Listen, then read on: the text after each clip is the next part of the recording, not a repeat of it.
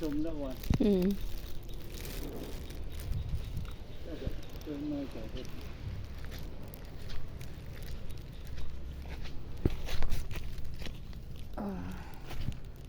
เสียจกเป็ดดินอ่าง เสียบอยู่ก็หมูกระสับพุ่นดีอันเดียวจบ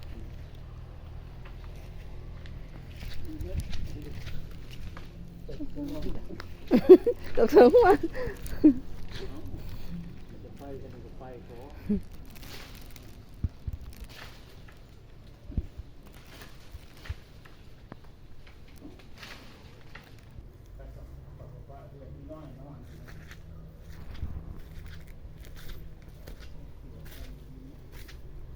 เอาจีดมาให้คนละทางอะนะ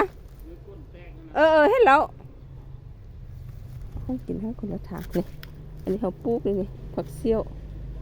โอ้แก่หมดเลยนี่แก่หมดเลยนะเซี่ยวเลยโอ้นี่เป็นอ่อน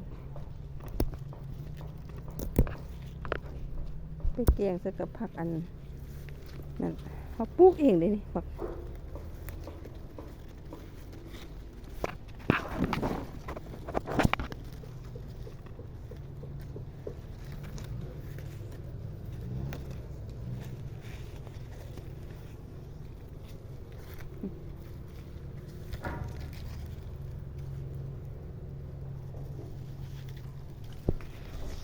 โนเดโนว่าน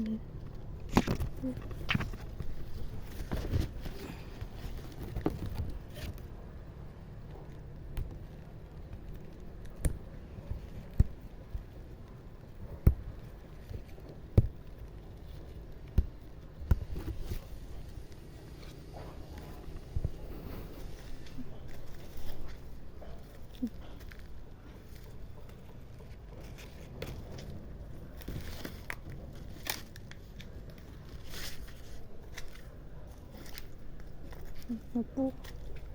เรียบไปดิแกงใส่กับ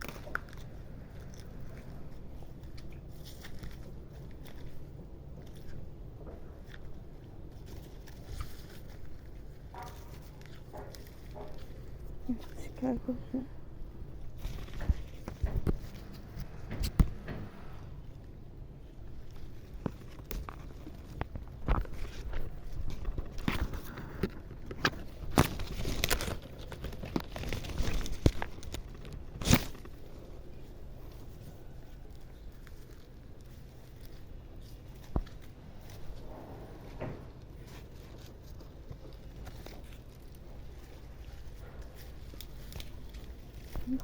พวกม่วงเลยนี่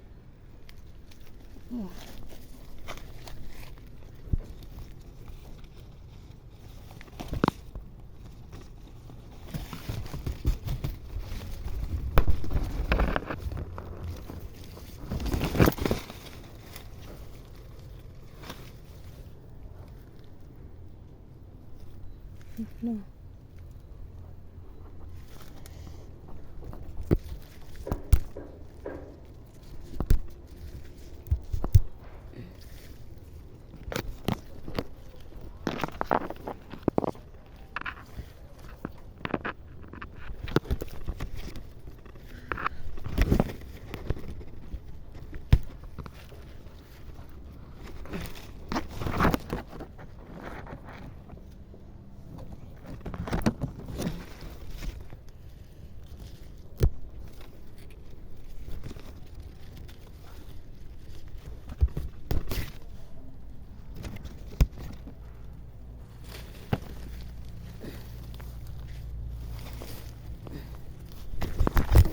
มียุง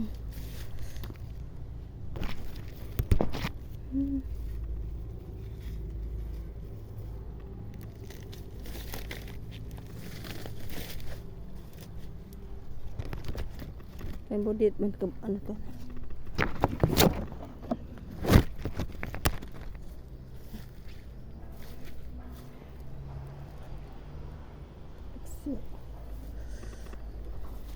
ไปไหนได้